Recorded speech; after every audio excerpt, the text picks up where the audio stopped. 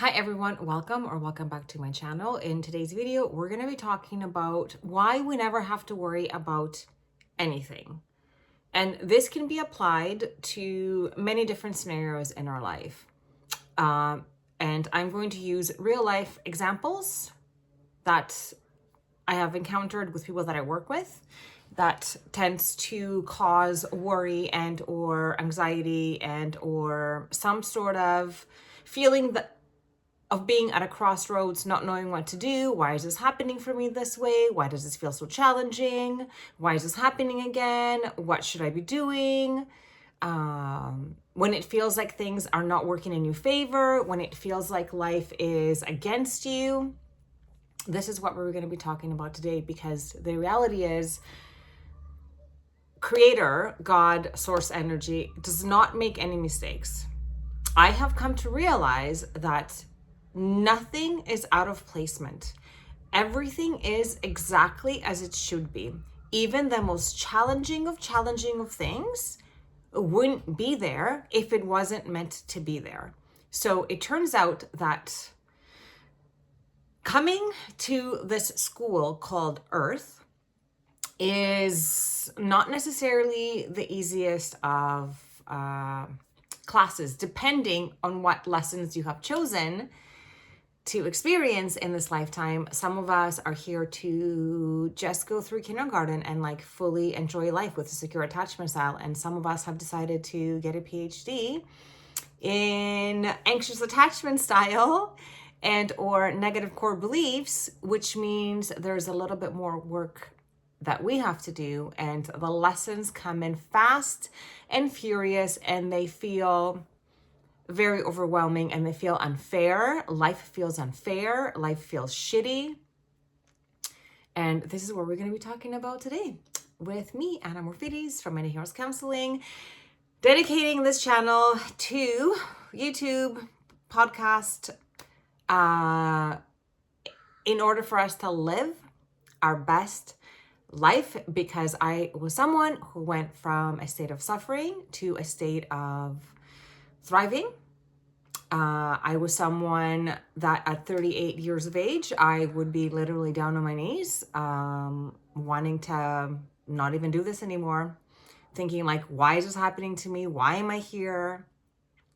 Why nothing was working out for me? Why was I always abandoned, rejected, feeling unworthy? And I was trying so hard for people to like me, masculine energy to like me, you name it. I was trying it all, but it turns out I wasn't trying to do that with myself. I was trying to outsource the things that I never received as a child through other people and or experiences, which will never work, because if we didn't have a chance to cultivate certain things as children through our primary caregivers, then as adults, the only one that can gift us that experience, and it's called a recorrective experience in the therapeutic world, is ourselves, which is amazing, because then we don't have to depend on anyone or anything else, because we can't control how other people are with us, but we can control the way that we are in relation to how other people treat us, or we can control how we encounter challenging situations,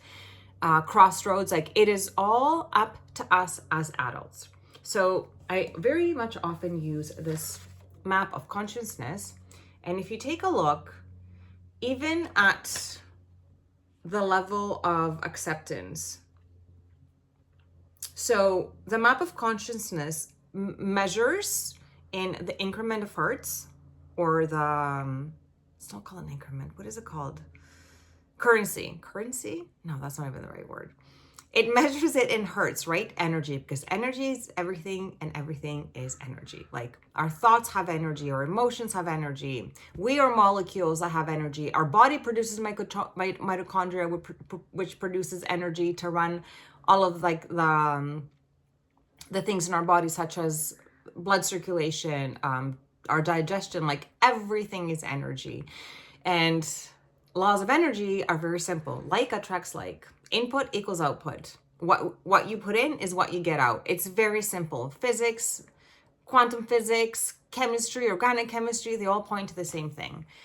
So the map of consciousness measures the frequency of a specific feeling that it has and what predominant emotion that feeling comes with, and then our state of emotion, or our emotional well-being or state of being, which is created by our thought pattern, which is created from our core beliefs, becomes a point of attraction for all the things that come in to find us, right? So it's very, very, very important. If we write it down here, and you can take a minute to pause this or even take a screenshot. This is where I used to live, in like guilt and shame. And the emotions like despair and hopelessness as my life view were very prominent, and life felt very challenging. But when even you go up to acceptance of what is, so instead of thinking, okay, why is this happening to me? Or why does life keep giving me lemons? Or like, why does life feel so shitty? Why? If we can just take a step back and remember that like nothing is ever out of placement, and we can really trust the process and accept what is, then we can tackle that very same thing that is supposed to be there in the first place in a much different way. And we allow ourselves to go with a path of least resistance, meaning we're not resisting what is present, but rather we are working with it. So if you were broken up with, for example, instead of that being a terrible thing or something that is hurting you, why not see it as an opportunity to become a different version of yourself? Because if it was meant to be there, it would have been there. It wouldn't have been a breakup if it wasn't meant to be a breakup. And it was a breakup for a particular reason. So if you sit back and you say, what is the gift for me in this experience? Then you can see that there is actually a gift in that experience of you being broken up with, whether it is that you needed to be redirected and you weren't strong enough to redirect yourself, because many times we stay in friendships and or romantic connections that are not serving us for way too long, and we know it's not working for us, but then universe will redirect us by having the other person break up with us, or maybe perhaps we're in a job that we don't like, so universe will have us be fired or make a mistake so then we can be fired. Like, redirection happens, but it's not to hurt us, it's actually to bring us closer to where we need to get in the first place. But unless we feel the pains of that redirection, which is essentially recapitulated from lack of things from my childhood wounds that are being shown to us that are best worthwhile for us to heal and look at, then and only then we can become the version of self that can step into the life that we actually want. And I truly do believe that we pick. And I've picked all the lessons. I picked anxious attachment style. I picked to experience abandonment, rejection when I was a child, all sorts of abuse, physical, emotional, like all of it, even like all of the abuses. And that's why I was like in a state of suffering. And then I went back to school in 2020 to become a counselor because COVID happened, and I had to, again, I was redirected from the job that I had, but I felt like I was ready to anyways.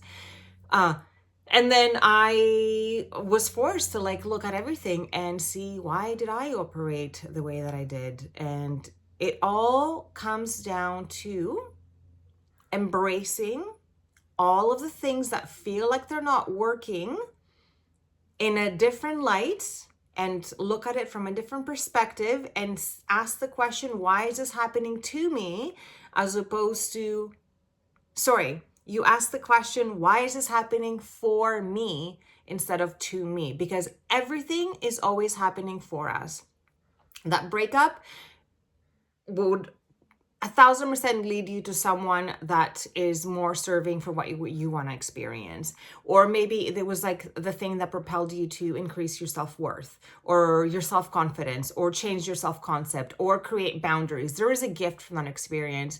Same with that job, perhaps maybe that you've lost, right? Like, there's a reason why also there is a period of silence. There is a period of like waiting trusting the process is not the easiest of things to cultivate, but it is the most ideal thing to cultivate in order to keep ongoing in this life, keeping our emotion to the highest level that it can be, instead of it being fear, worry, concern, anxiety, like all the negative things, because they will keep us in a cycle of like bringing in more of that. But trusting the process and knowing, okay, everything's happening for me. Only good is going to come out of the situation. I am fully protected. Everything is always working out for me. Only good is going to come out of the situation. This is happening for my highest good. And like really looking into that, and then going into the level of acceptance. Even that, the predominant emotion that goes with acceptance is forgiveness. And then the life view is harmonious. Like even that is so much better than having, say, fear. Fear is at 100 and the predominant emotion is anxiety and the life view is frightening. So why not just accept what is, don't judge it, notice what's happening for you, and know that it's just universe's way of redirecting you to where, we need to be getting, because it's just simply showing us what we need to work on as individuals in order for us to get to the outcome that we are thinking in our heads that we are wanting to experience, whatever that outcome is, whether it's a relationship or amount of money, a job opportunity. Like it's all happening for us, definitely not to us. Yes. So the next time you find yourself worrying and thinking, just sit down with yourself and really see what the possible gift from this experience is. Why would source energy essentially bring this experience right there for you?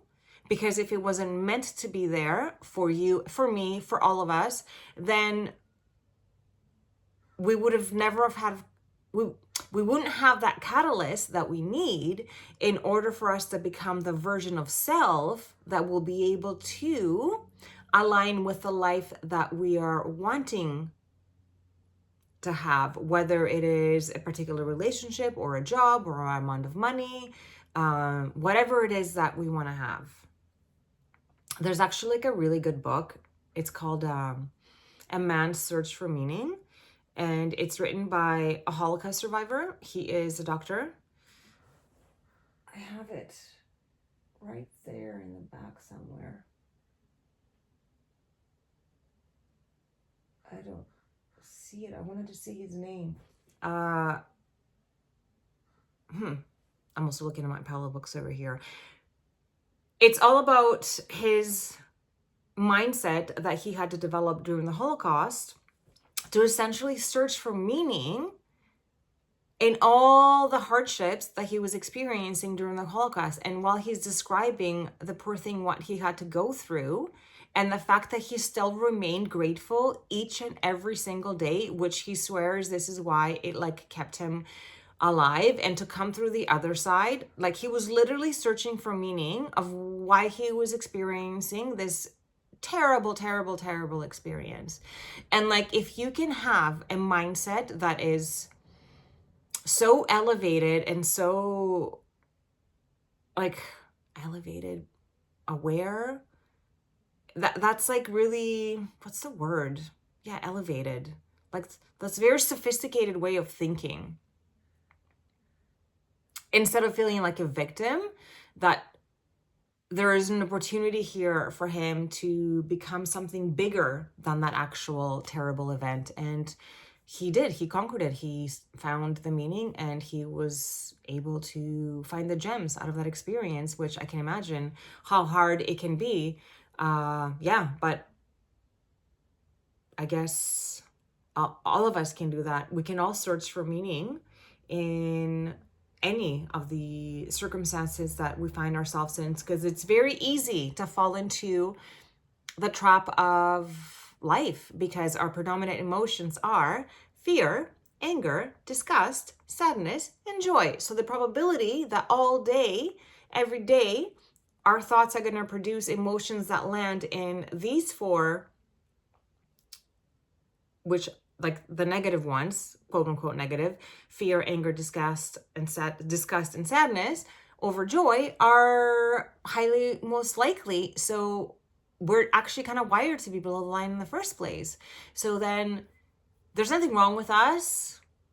It's the same for all of us. I swear it's the same for all of us. I mean, it's not the same for all of us because we're all like snowflakes, the lessons, right? But the way that we experience the lessons and the way we work through the lessons is pretty much the same for us all, but not the actual amount of lessons and or core beliefs or attachment styles. Like that all varies, but in the ways that we get to feel our unmet childhood needs or stored childhood wounds or dysregulated messaging that lives in our body and our mind is through experiences that have us feeling challenged and upset in the first place.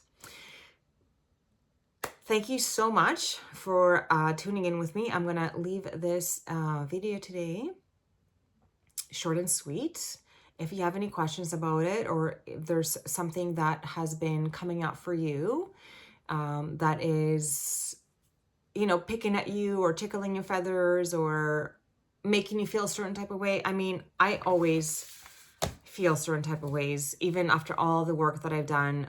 And my goal is to literally become the untethered soul. Like there's a book by Michael Singer, The Untethered Soul, which essentially is a how-to guide to, remove all of our thorns and live life untethered, and not necessarily giving meaning to anything or making it mean something about yourself. Because when we give meaning to something or make anything mean anything, it stems from our childhood wounds, like the core beliefs that we acquired, because those are the lenses of perception that we literally like wear as adults and view life through. Therefore, nothing is ever accurate. It's completely skewed because depending on the caregiver that you have, you're going to have different core beliefs. Therefore, if you had parent A who provided you with all the 4 S's, life would be viewed differently, versus a parent that was not capable of providing you even 1 S, then life would be viewed completely differently. So same concept would be perceived way differently depending on the perceptions that you have. Yeah, I'm gonna actually make another video about core beliefs and I will link it below. I do have an older one, but it's probably time I make a new one because core beliefs is the backbone of who we are. It's a really big thing. Our core beliefs, our attachment style, and yeah, pretty much that. Attachment style and core beliefs like just create our personality, which essentially shapes our personal reality. So maybe that should be the next episode. Thank you so much again. If you liked anything about this video, I'd love to hear about it. Any comments, questions, concerns, if you wanted to give it a thumbs up or any subscriptions or any sort of interaction, I welcome and I'm very, very, very grateful for. And thank you again for allowing me to be here on this platform, sharing everything that I've learned to heal my life and essentially start to live instead of not even like thrive, not just survive, and yeah, live my best life and really knock down all those negative core beliefs and my, I was going to say stupid anxious attachment style that I acquired, but no, I love you attachment style because you taught me a lot and now I can help other people to overcome it. And I'm also going to link that workshop that I did because that was really big.